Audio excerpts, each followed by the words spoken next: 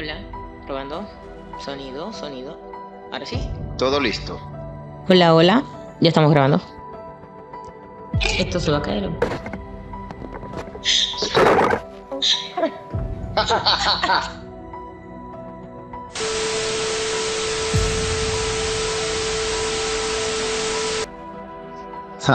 Ahora sí. Para empezar, hagamos una prueba rápida. Si tú mascaste chicle papaupa hasta que te dolía la mandíbula, tienes un punto. Si te dijeron que el planeta Hercólogos iba a chocar contra la Tierra y lo creíste, eres millennial latinoamericano. Si alguna vez pisaste alguna de esas luces de Navidad de las antiguas, de esas que tenían puntas, y sentiste que atravesaste el infierno, suma otro punto. Si tus primeros patines fueron en línea, de esos que eran plástico negro y con correas de colores, que se ajustaban al pie con doble media, y un día, ¡puf!, mágicamente, todos los niños lo tenían al mismo tiempo. Si alguna vez rebobinaste un cassette con un lápiz, escuchaste el sonido traumático del internet conectándose, o te desconectaban el teléfono fijo porque estabas pegado al Messenger. También coleccionaste tazos y elocos, tatús de snacks, e intercambiaste barajitas repetidas afuera del colegio. Todo eso era felicidad pura. Somos la generación puente, los que sobrevivimos al cambio de milenio, el miedo al Y2K y el trauma colectivo de crecer sin manual en plena transición mundial. Hoy vamos a hablar de nuestra infancia en los 90, pero no desde el filtro de sepia de Instagram, sino desde la psicología, la historia y las preguntas incómodas. ¿Fuimos libres o fuimos la primera generación del experimento globalizado?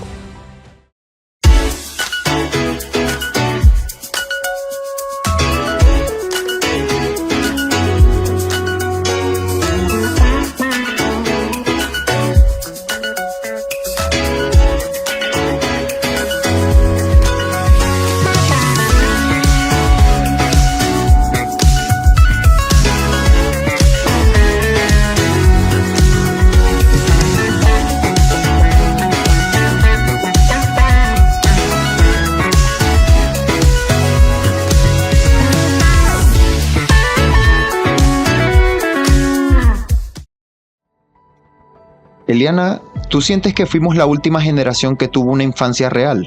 ¿Real en qué sentido? ¿A qué te refieres? Porque yo no sabría decir si esto es real tampoco. Pues real sin cámaras, sin redes, sin ansiedad por likes, sin pantallas 24/7. Jugábamos hasta que las luces se prendían en la calle. Y si no llegabas antes de que oscureciera, te regañaban. Totalmente. Somos la generación puente. Crecimos sin internet y ahora vivimos dentro de él. Hoy te queremos hablar de eso, de cómo fue esa infancia millennial de los 90, de lo que fue hermoso y de lo que quizás no fue tan inocente como creemos. Nos tocó vivir dos mundos, teléfonos fijos y ahora inteligencia artificial. Cartas escritas a mano y ahora mensajes que se pueden borrar en menos de 24 horas. Jugábamos en la calle, nos caíamos, nos raspábamos y nadie grababa nada. Hoy todo se documenta. Esa inmediatez de información y demostración nos ha comenzado a gobernar por inercia. Tratamos de mostrar nuestro entorno como si viviéramos en un reality show. Y todo eso cambia el cerebro y le permite ver otras formas de ver la vida y los sucesos. Hay estudios que dicen que el IQ promedio ha bajado en unas generaciones recientes. Más estímulos no significa más inteligencia, significa más distracción. Tenemos demasiados nervios alterados por todo lo que nos rodea. Desde los sonidos, la calle, el entorno laboral, la casa, no paramos de escuchar música. Todo eso es una interacción constante. Y todos nosotros aprendimos a aburrirnos, y del aburrimiento surgía la imaginación. Eliana, quiero que pensemos esto sin romanticismo. ¿Cómo es posible que un niño en México, uno en Venezuela y uno en Argentina recuerden casi exactamente lo mismo? Los mismos jugos en polvo como el Mañanita, los dulces industriales, las promociones navideñas e incluso las caricaturas a las mismas horas. Eso estadísticamente es raro.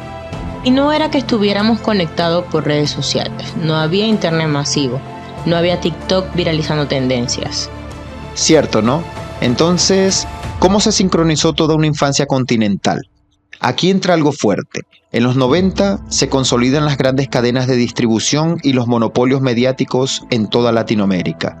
La televisión abierta tenía el control absoluto del contenido infantil.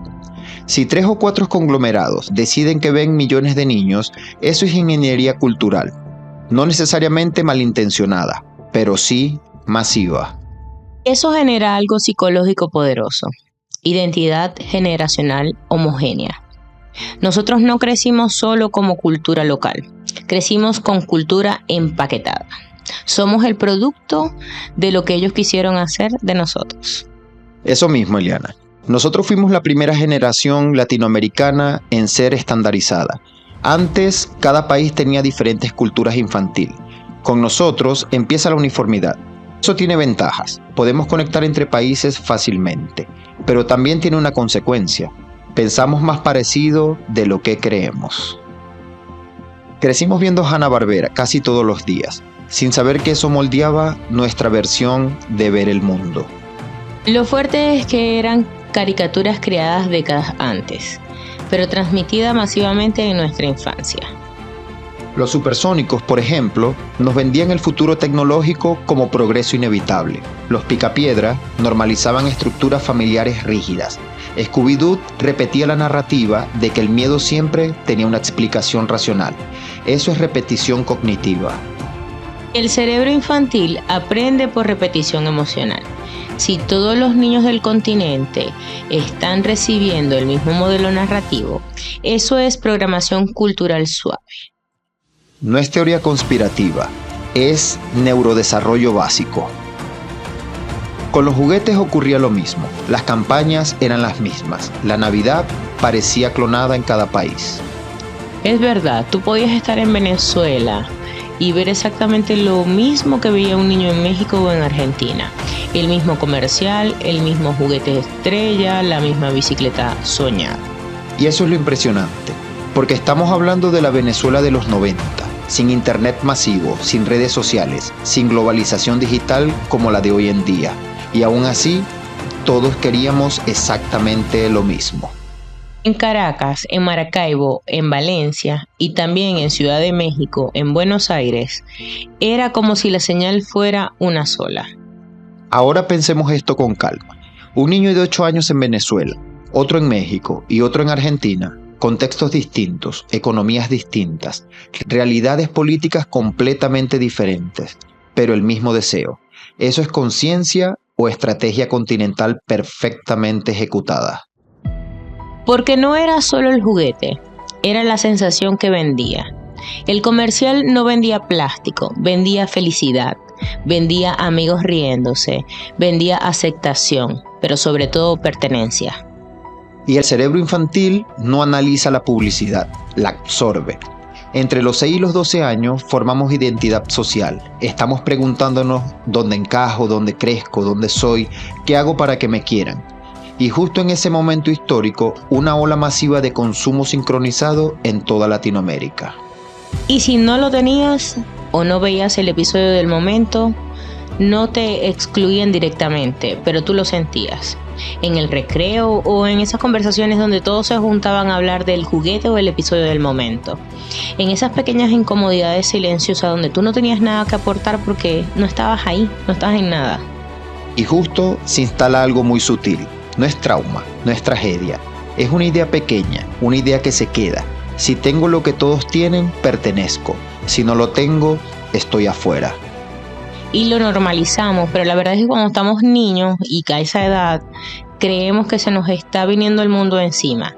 En ejemplos de navidades en Venezuela era, por ejemplo, eso, el desear, el pasear por el centro comercial, el ver vitrinas llenas, el escuchar los mismos jingles en todos lados, porque por lo menos Maracaibo tenía unos sonidos muy estructurales que eran las gaitas, pero tú paseabas por todas partes y todos estaban escuchando las mismas gaitas. Al final todo se volvía un ritual colectivo. Y acá viene la parte incómoda. Y si fuimos la primera generación venezolana y latinoamericana tratada estratégicamente como mercado infantil sincronizado, no como niños individuales, sino como un bloque, un segmento, un futuro consumidor adulto. No suena tan loco, ¿no? en los 90 las multinacionales estaban entrando bien fuerte. La televisión tenía un poder brutal y la publicidad gobernaba. Era lo que dictaminaba qué hacíamos, cómo vestíamos, qué hablábamos. Era la comedia del día. Y la pregunta no es si consumíamos. Eso es normal. La pregunta es, ¿hasta qué punto se moldearon nuestras aspiraciones desde la infancia? Si siembras los mismos símbolos en millones de niños venezolanos, mexicanos o argentinos, obtienes adultos con referencias similares, con deseos similares y con inseguridades similares. Y quizás con la misma sensación constante de comparación. Antes era el patín y hoy el estilo de vida que se muestra en redes. No estamos diciendo que todo comenzó con un comercial de RCTV o Venevisión. Pero si de allí se sembró una pequeña semilla, una semilla de aspiración constante, de comparación constante, de nunca sentir que es suficiente. Y lo más curioso es que todos en Latinoamérica sentimos algo parecido. Actualmente nuestra generación pasa por momentos graves de ansiedad, de incertidumbre, y no creo que sea únicamente porque emigramos la gran mayoría, pero de verdad que nos estamos cuestionando muchas cosas de nuestra seguridad propia, de cada decisión que tomamos, si lo estamos haciendo bien o no. No sé por qué dudamos tanto. ¿Fuimos simplemente niños viviendo una época de expansión económica o fuimos la primera generación moldeada emocionalmente como mercancía continental? No tenemos la verdad, pero la duda ya está sembrada. Y justo cuando ya estábamos programados para desear, llega algo nuevo, el Internet. Bueno, ese sonidito, ¿cómo describirlo? No podían estar utilizando el teléfono y era un de todo hacía, y aquella mamá que gritaba: desconéctense del internet que voy a hacer una llamada, por favor. Sí, y no era inmediato, no era rápido, era limitado, pero era mágico. Y otra vez Latinoamérica viviendo lo mismo, en Venezuela también.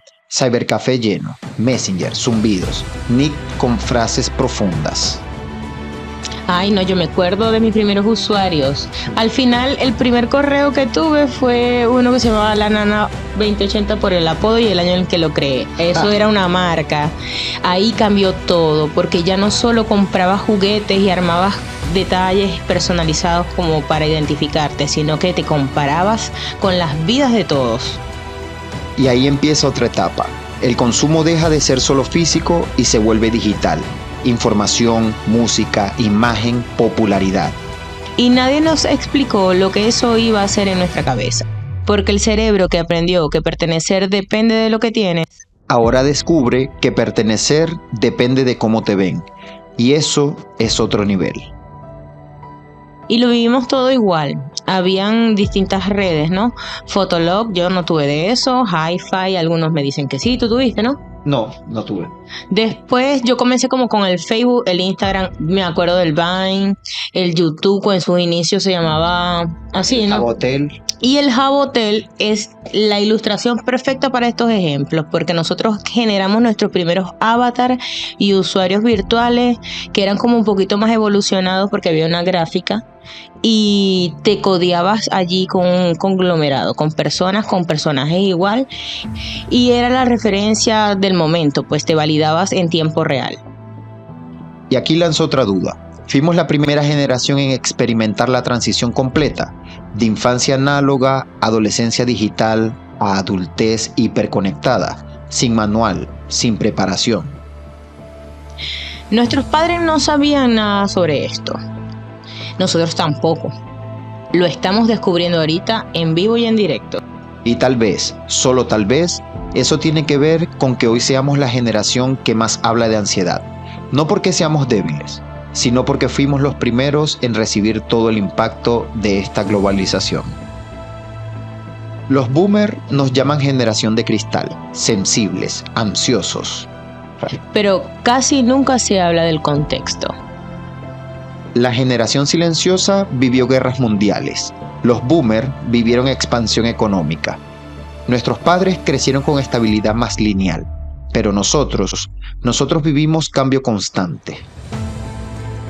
Saltamos de cambios tecnológicos a cambios políticos en conjunto con económicos y de todo en lo cultural. Todo esto en menos de 20 años.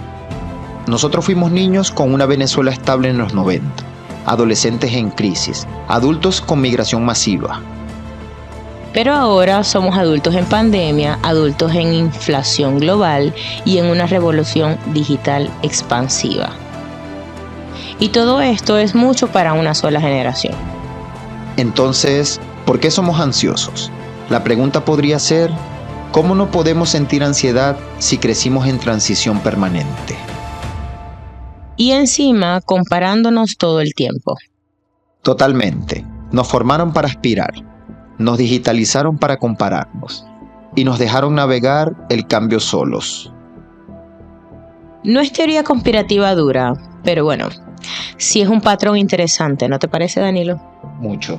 Eso era rarísimo, porque no éramos Europa, no éramos Estados Unidos, éramos Latinoamérica y aún así sincronizamos.